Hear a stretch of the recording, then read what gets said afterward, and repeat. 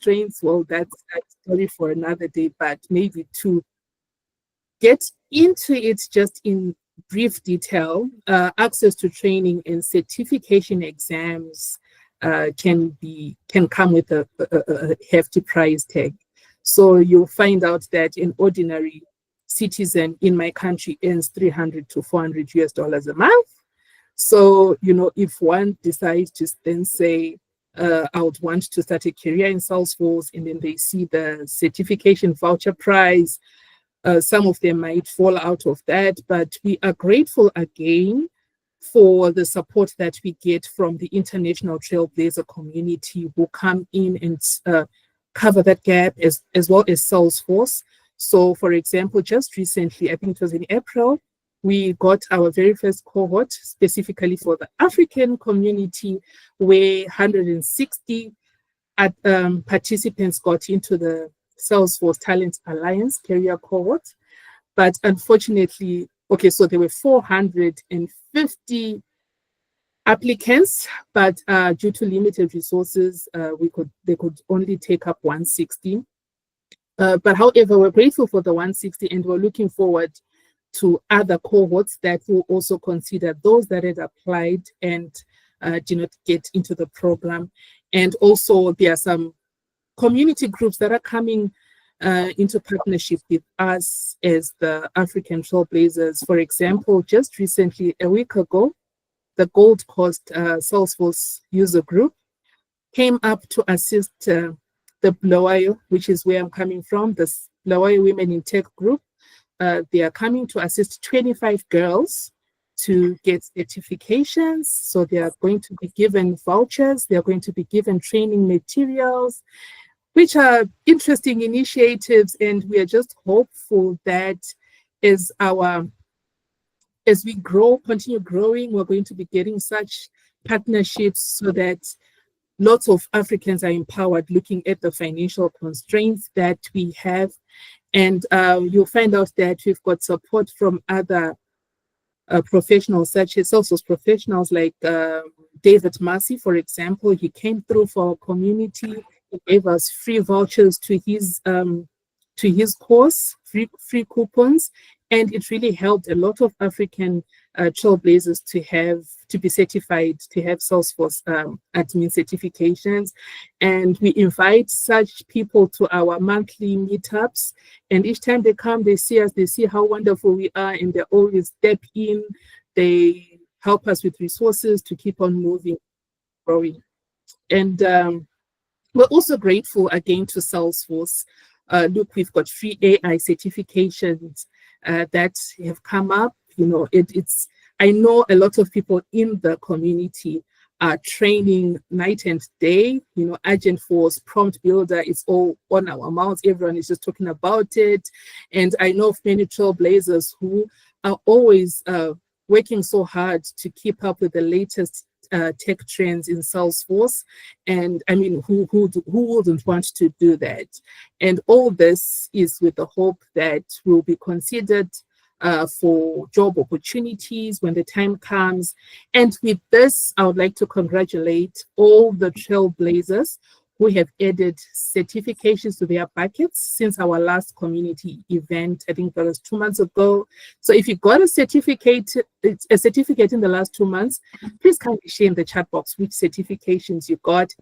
I'd like to celebrate you all.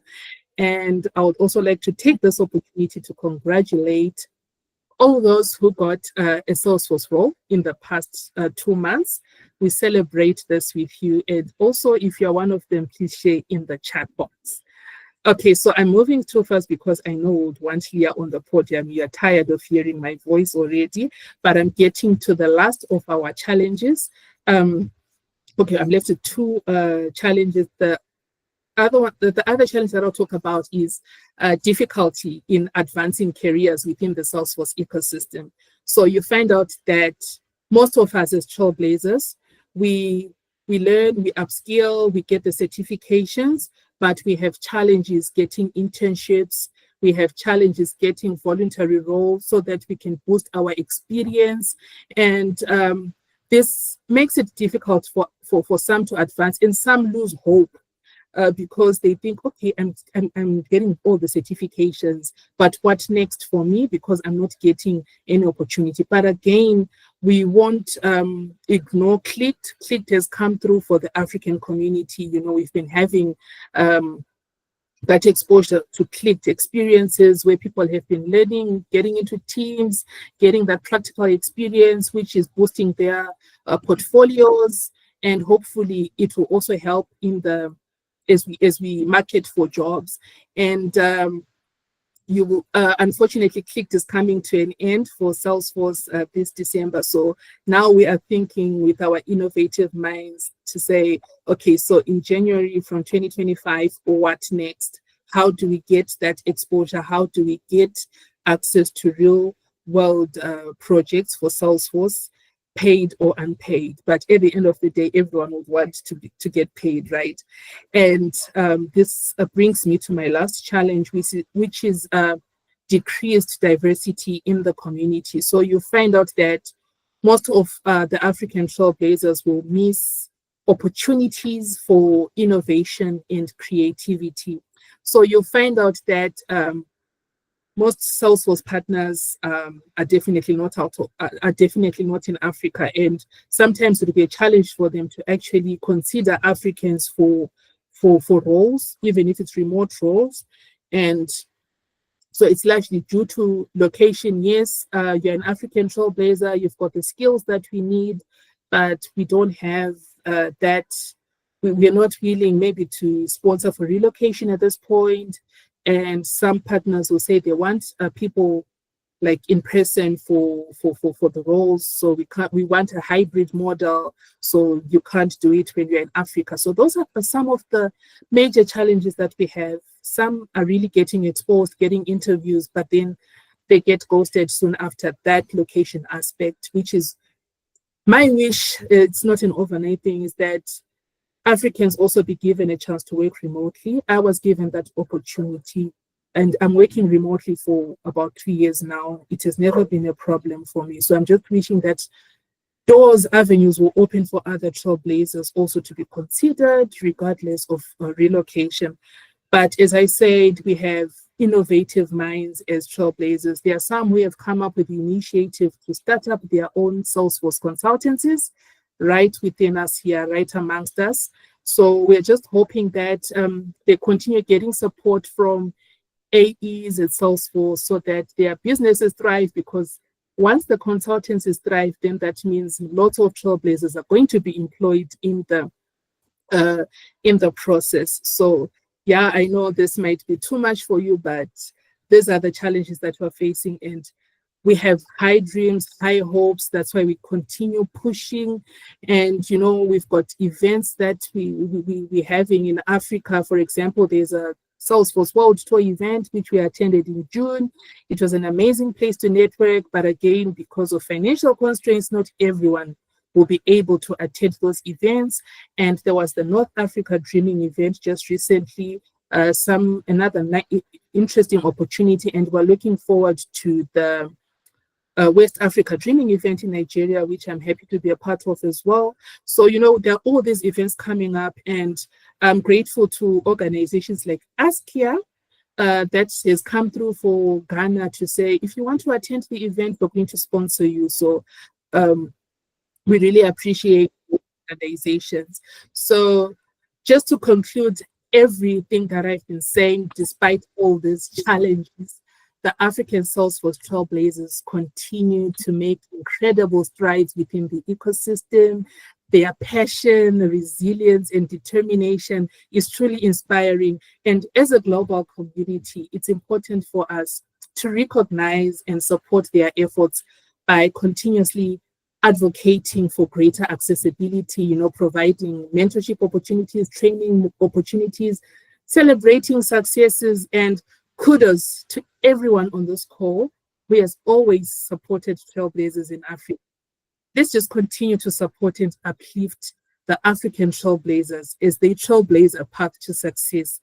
With this, I'm going to take this opportunity to thank you, trailblazers. Let's continue being resilient. You see, we've got support. Leah is here. They're all here Salesforce is here. So we've got the support that we need. Truly grateful for that. So at this juncture, I'm going to invite Janet. She's the one who's going to lead the Q&A for Leah. I know there are a lot of questions that we have, but unfortunately, we're not going to be taking any questions in the chat box because we were given a chance to do so. So Janet is I'd like to interrupt before we do. I have a guest that I pulled in. I wanted to introduce Allie Legend, who is the Allie Legend Siegel, who is our CEO, Chief Equality Officer for Salesforce. So we're here at a conference, and so I begged her to stop by and say hello. She's in another meeting next door, so she said she'd come by and say hi.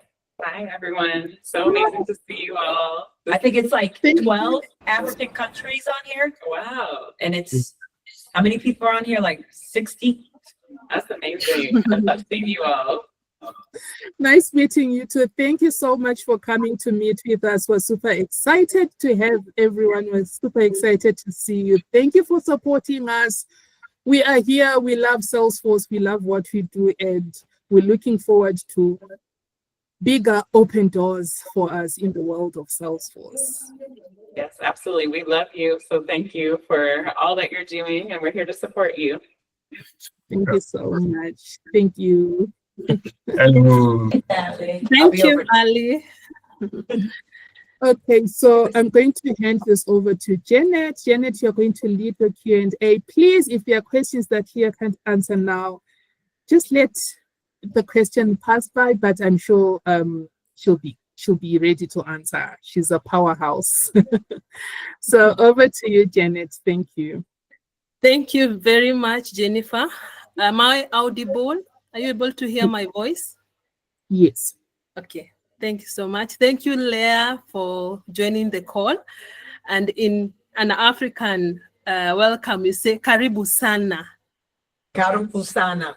Yes, Karibu Sana to African Trailblazer Community.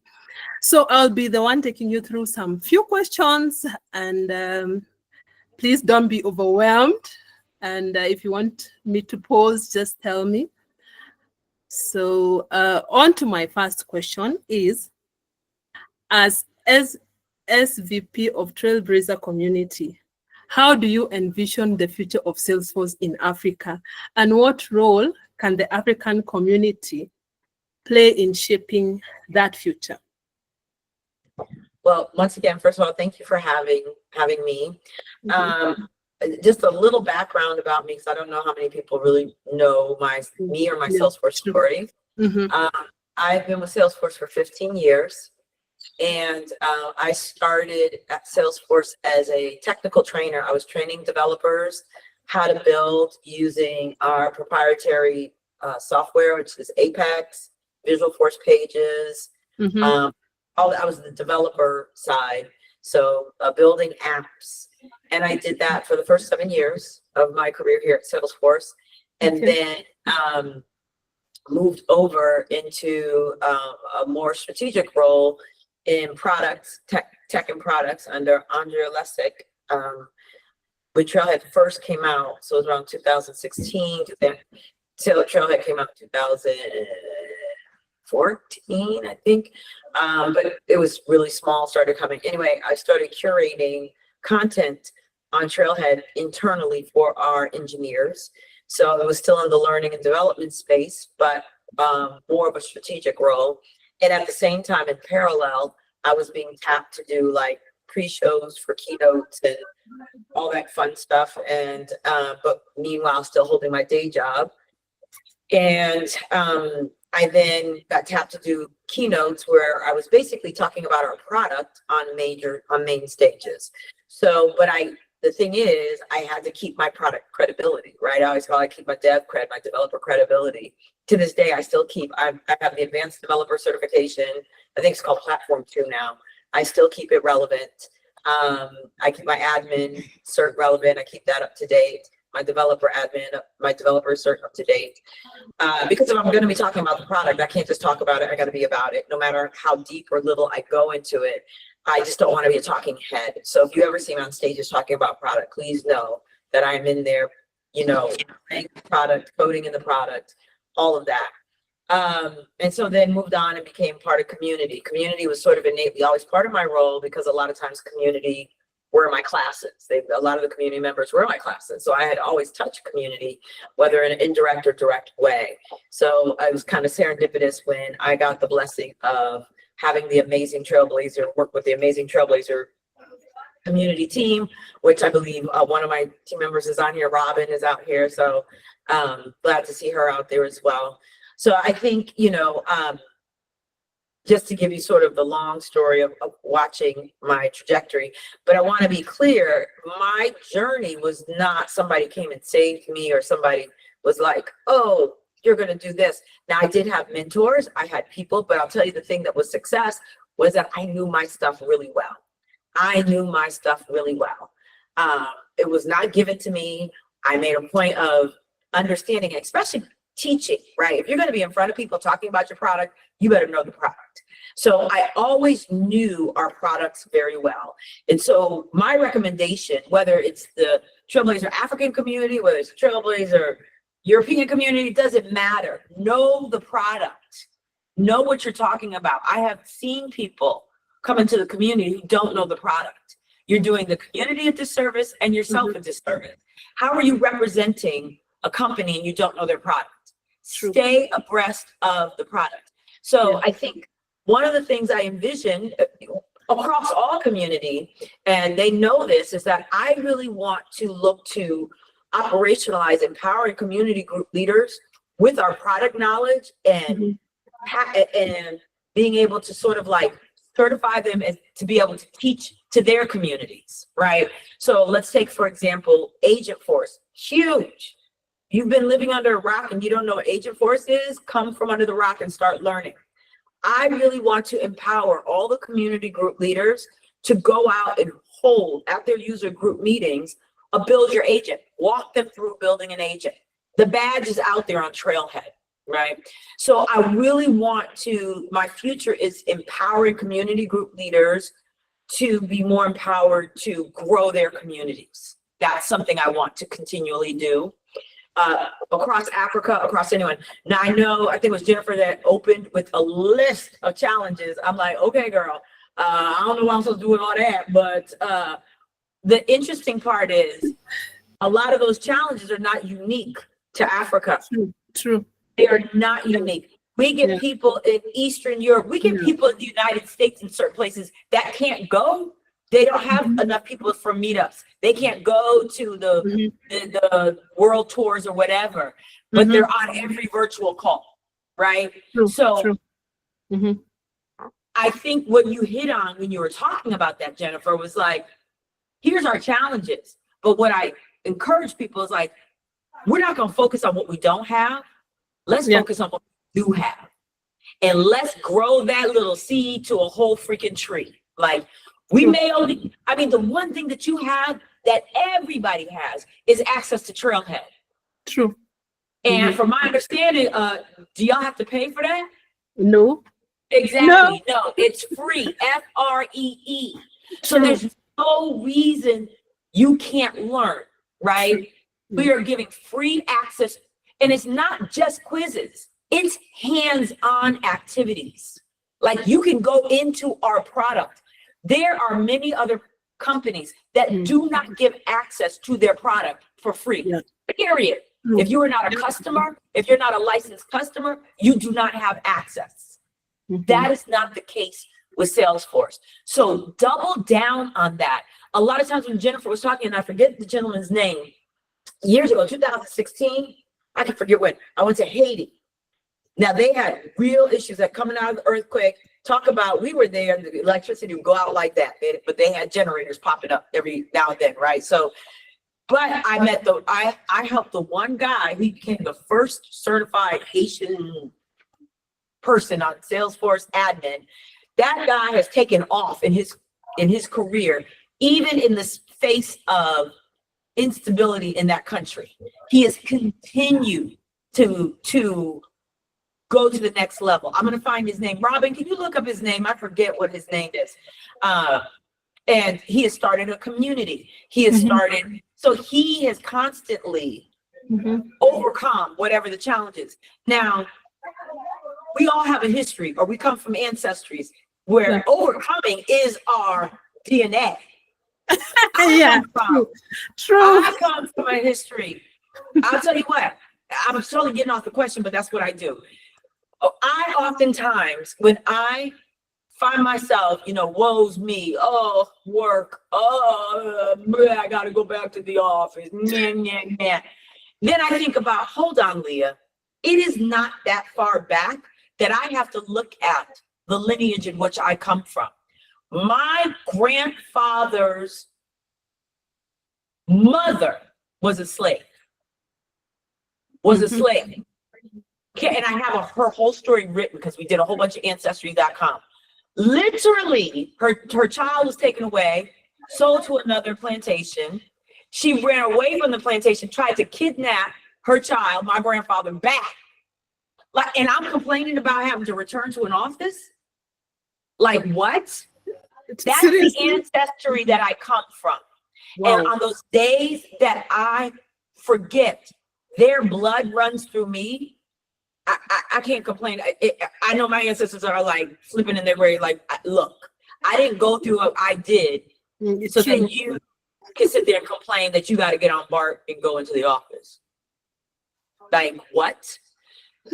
All perspective. And that's true for every person, every culture, every ancestry that we come from. I am not devaluing the challenges that we encounter.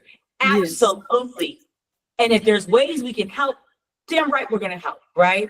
Yeah. But if you are choosing to look at all the obstacles to stop you from doing it, then my guess is that ain't for you. That ain't for you. True. Because, for example, if my children want something, I may say no, they will continue to be consistent and persevere. And then at some point I give it, right? Like they get it. So my point being in that, don't let the obstacles completely overrule. Who was it that wrote Mark? And that's how I got this email. Was it you? Who wrote that email? Who was the Jennifer. Jennifer. But Jennifer wrote the email to Mark, not once. Yes. Gerbson. Thank you, Robin. It was Gerbson. She just shared it in the chat. Yep, Gerbson, that's the guy out of Haiti. Look at his story. Jennifer wrote the email to Mark. Mark forwards it to me, and I'm like, okay, I'm going to get to it. Again, Dreamforce is happening, all this other stuff. Like, it's crazy over here. Then Jennifer sends another email. They're like, did you get back to her? I'm like, oh, shit, let me get back to her. And then that's when we emailed, and that's how this happened, right? Wow. So it was her level of perseverance. Now, am I saying everybody emailed Mark? No, please. No, please don't. Because it just makes my life hard, please. I know. But I mean, my point being, the obstacles, if they become too big for you, then to me, that's the universe that maybe that's not it. Because when I want something bad enough, I don't see obstacles. I just see, I'm going to figure out a way to get there. I'm going to figure out the way to get there. I'm going to figure out a way to get there. When I constantly see obstacles, I must not really want that. When you're looking for a reason to opt out of something, you're like, it's raining. I'm not going to go work out. I clearly didn't want to go work out. Right. So how committed are you to it? So I don't know if I answered your question. So my future is I want to empower CGLs more. My advice is focus on agent force, building agents, get into AI now. Get into AI as of yesterday. And do not limit your AI knowledge just to what we're offering, right? Yes, and the opportunity to take full advantage of these AI trainings and AI certs now. Because I think they end this year, next year, I can't remember when they end. Take full advantage of them, but also there's tons of free learning out there on AI and reputable learning. Take advantage, lean into this stuff, better understand it. And I know one of the things that the country, the continent of Africa suffers from in all the countries, and they call it, I wrote it down, hold on. I don't want to say it wrong because I know I got to come with my receipts because y'all will hold me accountable. So I wrote my notes. Brain drain. Has anybody heard of that? Brain drain? Yes, Samantha's nodding her head. Yes. Samantha, come off mute and tell everybody what is brain drain. Okay. So brain drain, hi Leah. Brain drain is when a number of people people who are knowledgeable in a country actually move to another country or another continent. So that's brain drain, yes. Yeah. They get all this knowledge, they become, really knowledgeable, but they leave the country for other opportunities. Right? So as you're building, and you know what, I get it. Like people are like, I gotta take care of my family or I gotta take care of my what. But if everybody ends up leaving, and that's not unique to Africa, it also happens on the Indian reservations here in the States. A lot of them leave the reservations, get education, and they don't go back and invest in the reservations. Right? So it's like, how do we encourage the countries to encourage people to come back or stay or invest in these countries? And this actually happened in Mississippi. They were having a lot of people leaving Mississippi. They would get the knowledge and they didn't want, particularly Black folks, they were leaving and weren't coming back. So it's like, how do we make it appealing for people to want to come back and reinvest? Because if all the top talent is leaving, what does that do for the country behind? Like, exactly. It doesn't matter how many certs I give you. It doesn't matter how much access I give you. If people don't have it.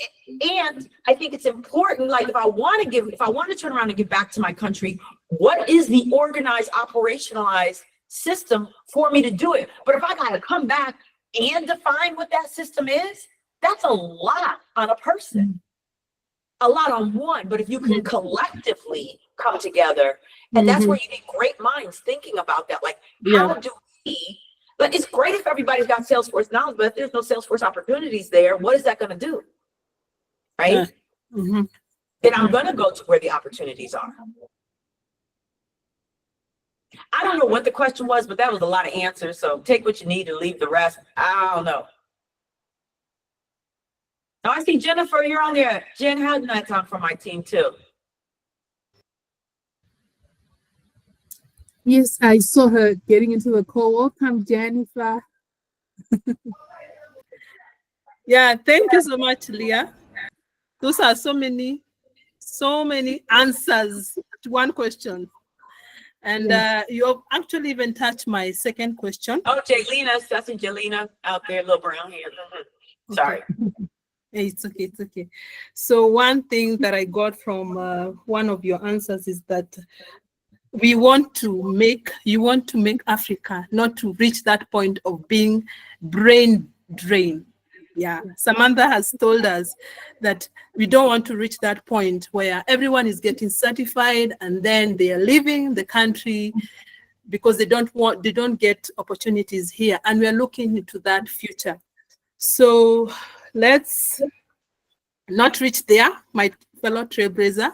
We want to empower Africans and we want to be the front line in helping shape the future of Africa.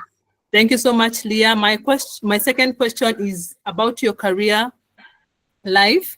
You said you started as a technical mentor, and maybe you can touch on the key skills that got you into now being a global leader.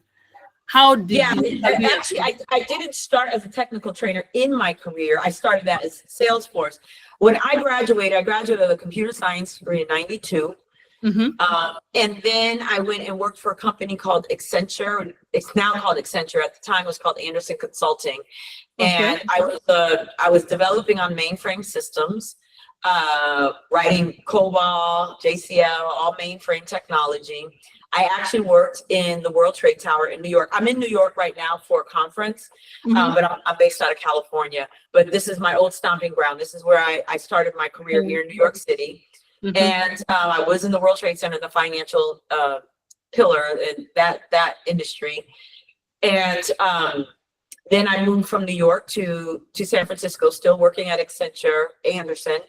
and I worked in the telecom industry. So many of you guys probably don't know, once upon a time, there was this thing called long distance versus local distance companies. And if you want, it was a whole thing. And so these two industries wanted to both participate, be competitive in both industries. So long distance wanted to get in the local wanted to get in long distance. So Anderson Consulting had a whole contract where we were trying to open up their systems. So I came out to California and I was working on that. That's when I moved out here. At that time, the managing partner was George Shaheen. He was the founder of, before his time, a thing called Webvan, which is basically grocery delivery long ago. Anywho, I worked with them for a while, and then I left and worked as a software engineer for a company called PeopleSoft, and I did that for many years, and worked at PeopleSoft and developing. And at that point, I had moved from mainframe to client server technology, which is on-prem, where you had, your web server, your database server, your client server, all of that. Developing apps there. So I had been a developer for many years. Then at PeopleSoft, I became a technical trainer. And how I made that change is, I was first generation in corporate America. My father was a professor, my mother was a teacher, so I came from an academic background, but not a corporate background. So when I moved into technical training, I was like, oh my gosh, I basically am becoming my parents. I'm teaching in corporate America. So it made sense to me that I was good at it. I mean, I was excellent at it. At PeopleSoft, I was their top instructor. So when I moved over, and then PeopleSoft got the bear hug. They got, I call it the bear hug, but they got hostile takeover from Oracle. And so the acquisition, and I didn't want to stay with Oracle, so they let me go. And after that, I then had my own company for a while where I was doing PeopleSoft implementation. So I was moving systems from like flat file based systems to a relational database system. So like Tesseract systems into a DB2 system where I was configuring data mapping, data cleansing, not glamorous work, but it pays the money. And it's so funny because that's a whole 360, because data cleansing, data mapping are huge in the AI framework, because if you don't have good data, if you don't do your data mapping, you don't do your data cleansing, you don't do your data labeling, your AI is going to suck. So data is always the core to everything. So anyway, I did that for a while. And then I realized in the States, when you're doing your own company, you have to do a tax thing called a 1099. But when you work for a company, there's a tax thing called a W-2. So I realized I was more of a W-2 kind of girl than a 1099, meaning I kind of liked working for a company than working for running my own at that time. So that's when I joined Salesforce and I became a technical trainer. So I moved over into cloud computing, and it was very interesting changing from a development standpoint from developing on-prem to becoming a developer in cloud computing, because working in multi-tenant infrastructure is very different than working on an on-prem infrastructure. So learning the nuances between the two, which that's kind of stuff I thrive on, just like I'm thriving off this AI space, was really, really interesting. But the thing that was continuous throughout my career that I think has served me well is I've been a continuous learner. The other thing is I am open to feedback. I want to know how to be better. I want to know what people are thinking. How can I serve better? I don't get all offended if they say something that's truthfully, like that makes me go deep and do introspection. Like, you're right. Maybe I do. I just got my butt kicked by one of my mentors the other day where they were like, you do this, this, and this. And I was like, no, I don't. And then I had to sit back. I was like, you're right. I do. I need to own that, and I need to work on that. So feedback, being open to hearing it and open to seeing myself in a different way, being able to take risks. But the thing that's really, really important doesn't matter what the technology is, doesn't matter what country you are, doesn't matter what color your skin is, don't matter if your hair is curly, straight, doesn't matter if you're he, she, or they. Listen, be a hard worker and be someone people want to work with. When you become someone that people just have a difficult, you don't hold your end of the bargain, right? You ain't doing what you're supposed to be doing. You off doing your thing, right? That's not collaborative, right? in being somebody like, what do you need done? To this day, I mean, I'm an SVP and I'm like, yo, I'll do a coffee run. Who needs what? I'm never above anything. I help clean up stuff. I am never above anything. I cleaned hotel rooms throughout college, right? I know what it is to really, like, this little computer thing is working, but you want real work? Pull up your sleeve and have to clean a toilet at a hotel. That's work, right? They're both work, but I'm saying I am never above that. So having that sense of humility to do the work, and I'm willing to do whatever it takes. What do we need to do to, as a team, to move this along? Those will serve you well when you are somebody who, yes, I believe stay humble, but there's that balance to stay humble, but also know your worth, right? Also know your worth. Because they'll be quick to tell you, oh, you just need to be grateful. Well, grateful don't pay the bills. Like, I mean, you know, there's always that balance, right? So the keys to, I think, in my career are, once again, continuous learning. Secondly, always be, how can I add value? What does my manager need? How do I make my manager shine? How do I make our team? Not about what makes me shine. How do I use my gifts and talents for a bigger cause, not just for serving myself? And am I collaborative and open to feedback? Poor Janice, like, lady, that was not my question. And you just gave a whole dissertation on something. We were supposed to go right and you went left. My God, thank you, Leah. That is so much more. I hope everyone is noting down, and you can also put it in the chat, all that you are getting. Like for me, accepting feedback, continuously learning. One thing that you said when we started the program is that you are staying up to date. You're making your certifications, they are up to date. Wow, I'm Always. like, wow. This girl from 1990s in tech until now, she's just doing it. Damn right. Damn right. Look, I might be an OG, but I'm gonna know this stuff. I'm gonna know this stuff, and I'm getting all the AI certs. I'm enrolled in a program at UC Berkeley on leadership and AI strategy. I stay learning. One thing I know I can do well is be a student. I know how to be a good student. I'm always learning. Believe me, kids will keep you humble. I have twins, and they kick my butt every day. Wow, we share. I have twins too. Oh my God, thank you. Let's go to the next question.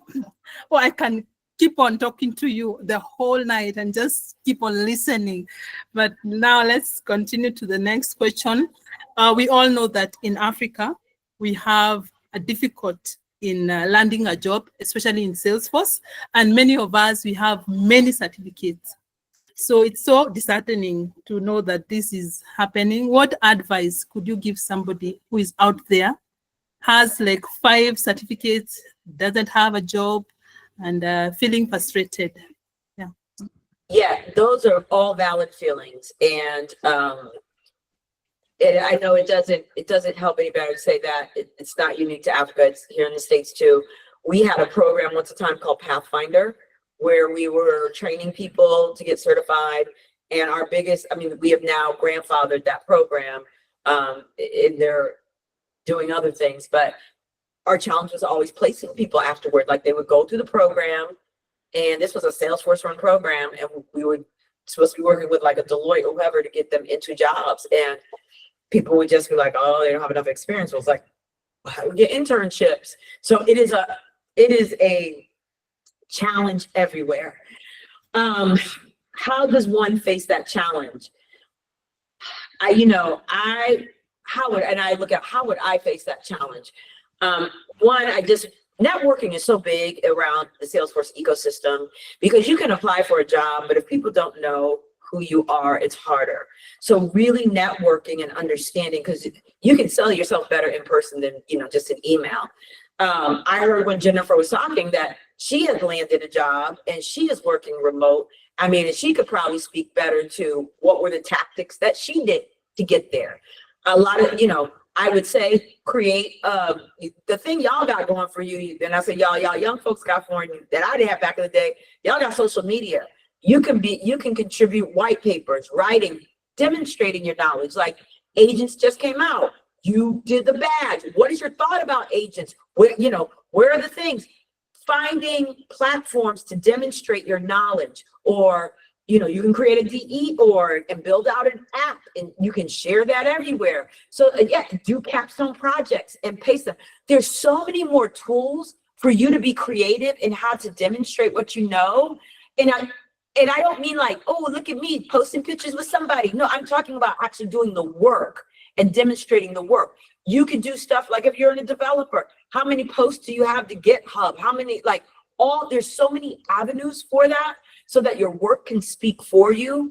But I would love to hear from Jennifer, I don't know, Jennifer, when did you get your gig? Because you just said you are, and you're doing remote. So you were able to convince them to do remote. Over to you, Okay. Jennifer. Okay, so I got my first job 3 months when I got into Salesforce. I was Wow. 3 months old because of networking, and I recently got my second job last month. Wow. So you have 2 jobs, or you quit your first one and went to your second one? I quit my first one, and I am now on to my second one. Well, she clearly needs to do a whole brown bag about this, she can write the book on it. But it's not impossible, clearly, because Jennifer did it not once, but twice. But I bet you the key was, as she said, networking.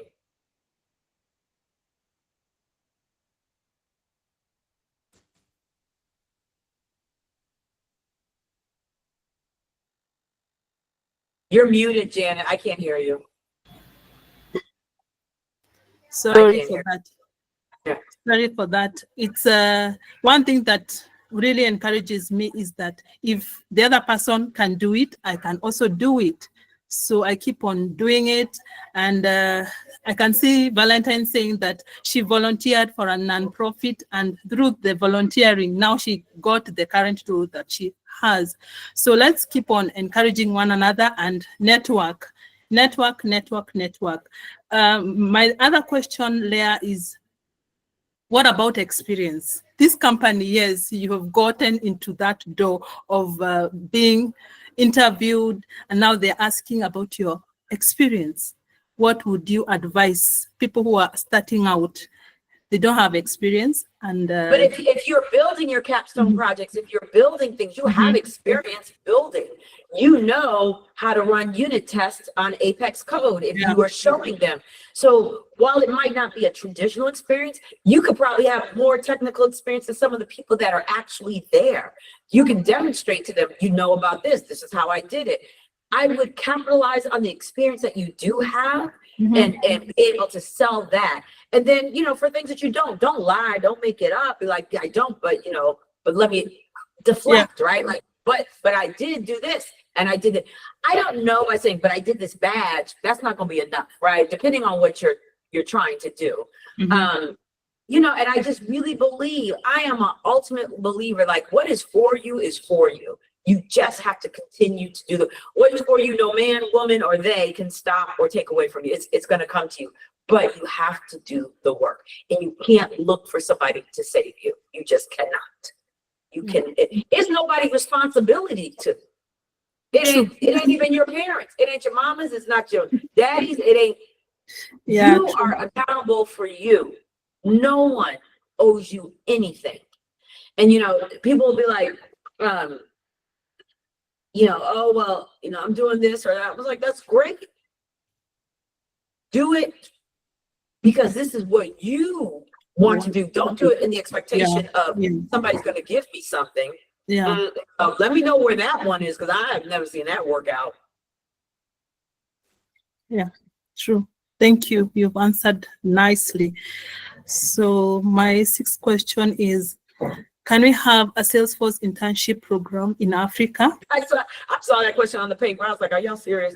So here's the thing about Trailblazer Community. Our goal is not to get you hired at Salesforce. That is not the goal. Our goal, we want you to hire in the ecosystem for our customers. We want you to be skilled so you can make our customers successful. Trying to get a job at Salesforce is hard as all get out. When I was hired 15 years ago, my start group was only 5 people. It was during 2009, and it was hard. if it happens, great. But I wouldn't join the Salesforce ecosystem with the goal of I want to get hired by Salesforce. True. You're selling yourself short. You have far more opportunities in the ecosystem, either working for a partner, working for a customer, working for one of the nonprofit orgs. That is where you're going to be able to have the biggest impact. Yeah, I thank mean, you so much. I'm not saying don't apply to Salesforce. I can't tell you what to do. You're grown folks, right? You're gonna do what you want to do. But I would say you're doing yourself a disservice if that's Yeah. your sole goal. And the ecosystem is where your skills, talents, and gifts are needed. Particularly in this new motion of Agent Force. We are pivoting hard toward moving Salesforce to Agent Force. I encourage everybody, do that badge, build an agent, understand it, watch the keynote. If you can't be there in person, you have no reason not to. It's all on Salesforce Plus.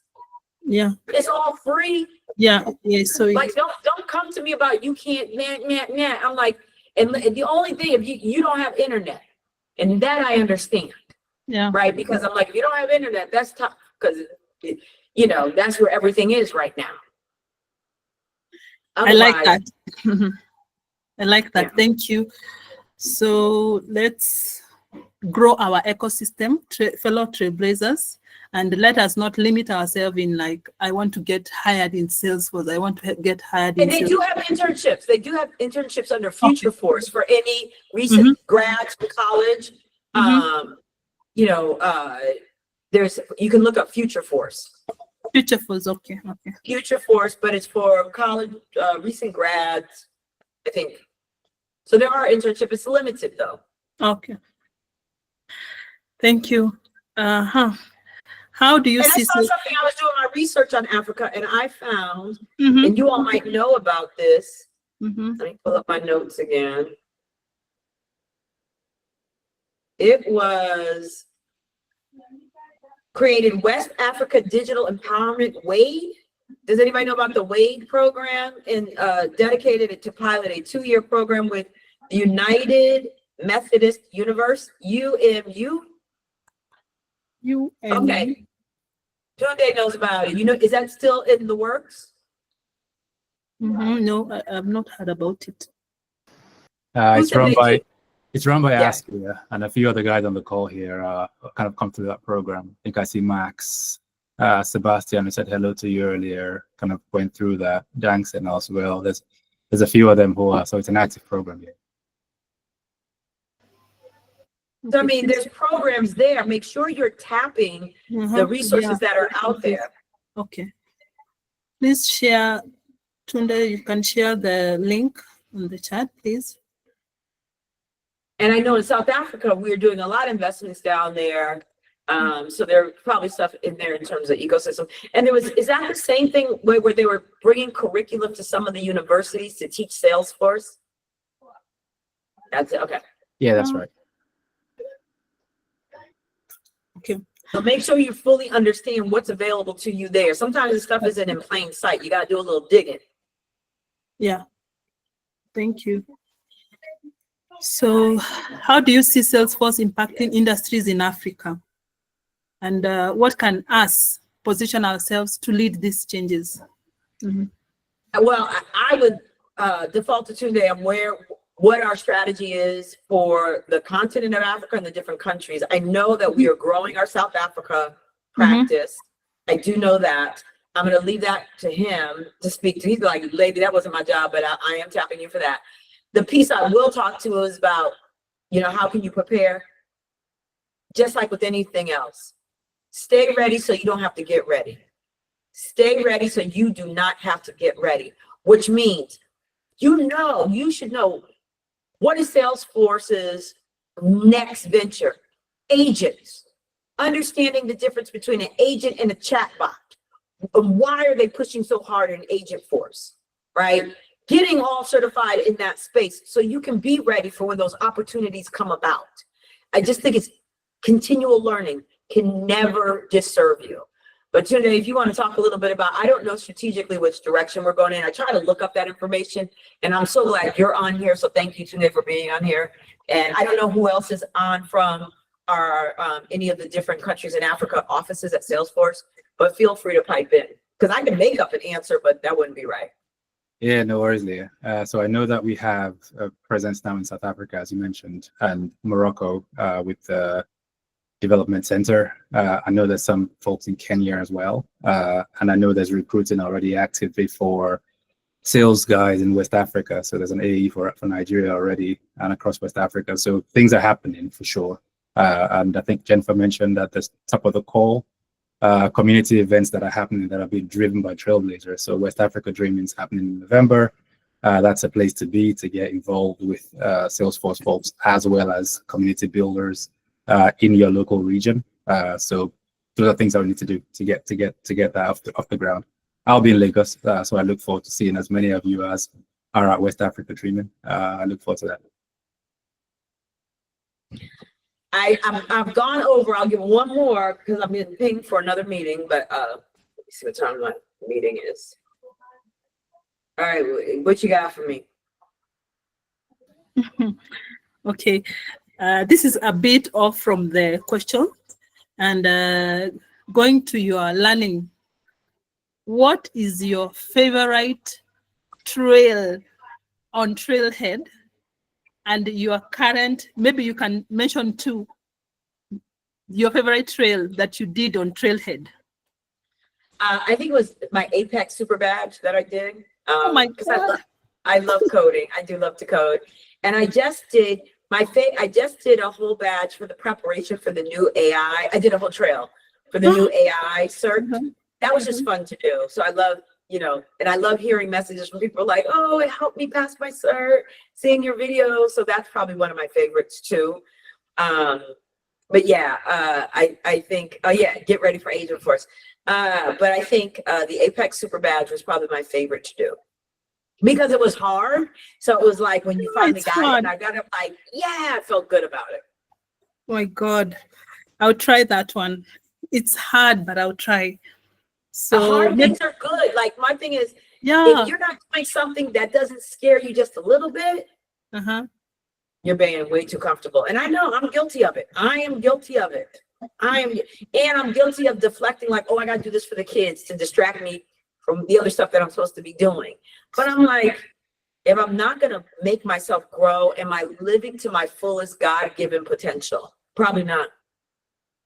And that's my biggest fear, is dying, leaving this world and not having reached my full potential. True, that's true.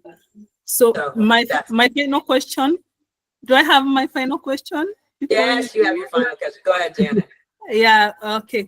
We have heard of these great self-driven approaches, staying curious, all that. So tell us maybe some of the challenges that you have faced in your career that we can... Yeah, I've faced many, and oftentimes people will say, oh, Leah, you're one of the 1% of African Americans in tech, or 3% of whatever, the very minuscule numbers.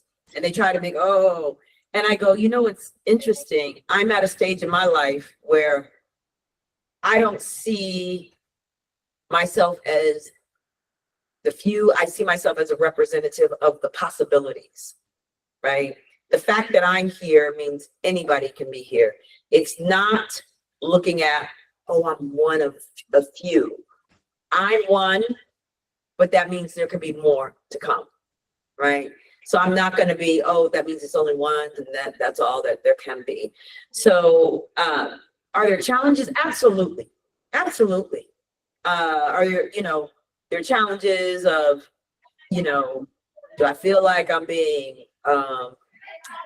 devalued in certain things, or, I have all my challenges, but the biggest challenge you want to know, the biggest challenge are the stories in my head.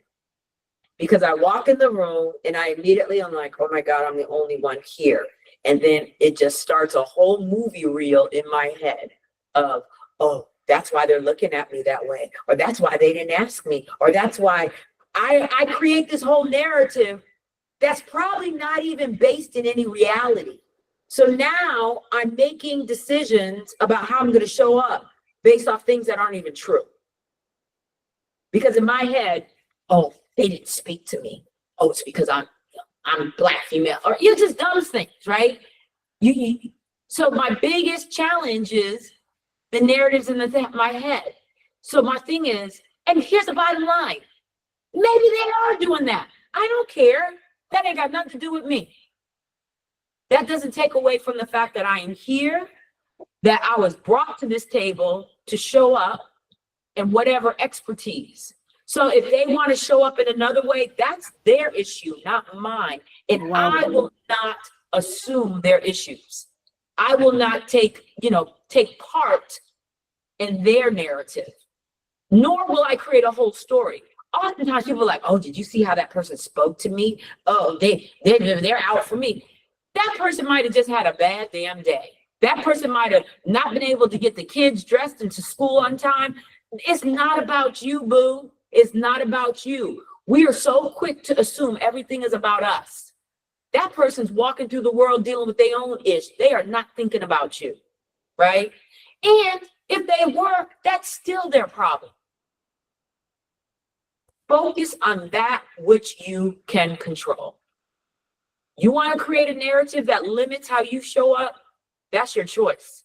The last piece I will say is, people go, I have to do this and I got to do this. And anybody on my team has heard me say this all the time, but this was a life-changing perspective for me. They said to me, I had a life coach, and I was like, oh, I got to do this and I got to do that. He said, stop right there, Leah. I go, what? He goes, you don't have to do anything. I go, what? He goes, you choose to. You choose to work because you want to do X, Y. You can choose not to work, and then you deal with the consequences of that. He said, so either you change the narrative from I have to one of the two. I choose to, or I get to. I get to work. I get to go to the grocery store. I get to wash my kids' clothes for my healthy, able-bodied children, right? I get to cook dinner for a family that I have. It changes your mindset, because some people don't get to do this. Some people don't choose to do it. So I forget what your question was, Janet, but there's a whole lot of something I threw out there, spaghetti. So pick your pieces and Oh my God. Thank you so much.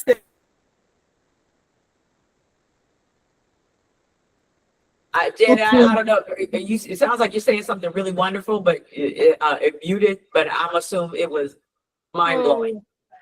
Thank you so much. I'm now changing my narrative. Thank you so much for the session. I now hand it over to Jennifer. Let's have emojis and tell us one thing that you have taken from this session. You can put it in the chat and let's learn from each other. Thank you so much, Leah. I'm so happy. Thank you. Over to you, Jennifer. All right, thank you so much, Janet. So before Leah drops off, I'll just hand over the mic to thank God, who will be giving us our vote of thanks. Thank God, over to you. Wow. This is truly amazing. Like the way I just sat down here, held back, and I was listening to all the beautiful nuggets that Leah was dropping.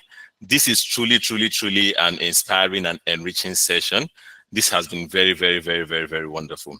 So on behalf of the African Trailblazer community, I want to express the deepest gratitude to our phenomenal guest, Leah. Like, she has been really amazing. Your insights, your wisdom, your passion, they've been truly, like, they've left a mark on all of us here. I'm very sure. They've left a mark on all of us here. Your words did not only empowered us, right, but also reminded us of the power we hold as trailblazers to create, to impact in our careers and within our community. And also, guys, if I'm not sure if those of us that have taken the AI specialist, you needed to see Leah in action. Like, you need to see her in action. sometimes I just want to go to the module and learn, because the way she was breaking everything, the videos and everything, is just exceptional. If you're yet to take your AI specialist, please rush to Trailhead and look at Leah in action. Like, she's doing great things, and we are really glad to have you in our midst. And also a very special thank you to our amazing and incredible Jennifer, like I always and fondly, and we always call her. Jennifer, your dedication in organizing such an impactful event, bringing everybody together, is truly, truly amazing. I could remember when Jennifer reached out to us, say, hey guys, guess what? We have an amazing person coming up right from Salesforce office. She kind of gathered all the community leaders together, and here we are. I like to say the rest is history. So thank you very, very much, Jennifer, and also to all community leaders. Tunde, thank you very much to all the community leaders who have been instrumental from planning of this event, right, to this very day. I want to say a very, very big thank you. And lastly, to each and every one of us who joined from different parts of the world today, thank you for joining. Without you, this event is nothing. Your presence has made this virtual coffee, right, even more special. It is because of you, our trailblazers, continue to build, connect with each other, build a wonderful community, and all of that. So thank you very, very much. And guys, like I said, rush on to Trailhead and listen to Leah. Learn how to build that prompt. You will get everything in full HD. Leah is there to present. So once more, thank you very much, Leah. We truly appreciate. Peace. All right. Thank you, everyone. We're supposed to have our monthly trivia, but because of time, I don't think we'll be having one this month. Lillian was supposed to lead us in our trivia, and the prize was supposed to be Mark Gould's AI Force course. So we're going to have it in our next community event. And announcements before we close. We're looking forward to the West Africa Dreaming event that is there on the 16th of November. I'm looking forward to meeting all the amazing trailblazers in Nigeria in person, finally. And we also have a Salesforce hackathon in Ghana. If you can just take a look at that, especially for those in Ghana, that's a wonderful opportunity to learn. And okay, so as Leah said, we shouldn't cry. I always tell you guys, let's be innovative. If you want to get experience, try the Salesforce portfolio, play around with the Salesforce platform, know your product, know what Salesforce is. You know, it should be at your fingertips. Right now, there's AI, no agent force. There's no reason for us to cry. We need to do what is in our power to excel in this ecosystem, to excel in our Salesforce careers. And again, we are trailblazers, lifelong learners. We don't give up. We never give up, and we never walk alone. We always have Trailhead to go to. We don't need to invest to say, I don't have money to have to do this course. Let's go to Trailhead. There's everything that we need on Trailhead. That's a wonderful platform to be on. And if you want help navigating around the platform, feel free to reach out to anyone in the Salesforce ecosystem. And I'm sure anyone and everyone is happy to guide each other. We always hold each other's hands. Join a community, be part of a community. We have the Africa Salesforce Community WhatsApp group where everyone in Africa is just joining. If you want the details, I don't know how we can share that thing, God, for those who would want to be part of the community. So that's a community where we talk, we help each other, we share our successes, we laugh together, we cry together. Thank you so much. Thank you, Leah, for gracing our event. And I would like to thank everybody who took their time to join. You know, I know people are busy, but just being here shows your commitment in your Salesforce career. It shows your commitment to grow, to network. Let's do the networking. Let's go viral on LinkedIn. Connect, network. There's a lot of people out there who are willing to help us, and it's all up to you to knock. Leah says something about email. I wrote Mark Benioff an email. The first time, it wasn't responded to. And you know what I did again? I knocked. And I was going to knock until the door was opened. And eventually it was opened. So we don't give up. As Trailblazers, we don't give up. We keep holding on. We keep on pushing. Good evening, good morning, good afternoon, everyone. Thank you, and looking forward to our next Trailblazer community meeting. See you. Enjoy. Have a good evening. Have a good day. Have a good morning. Thank you. All right, Over thank to you you, all. Samuel. Thank you. Thank you. Bye. Bye, everyone. Thank you for joining. Bye, Thank you for the everyone. Thank you, support. Jenny. Thank you, Jaylina, for joining. Thank you, Jenny. Thank you, Bye, Jennifer. Robin. Bye, everyone. Thank you. Nice Thank job. Thank you. Yeah, It we was didn't an take our amazing photo. I know, because of time. Let's do it. Bye, Anyone see Jennifer.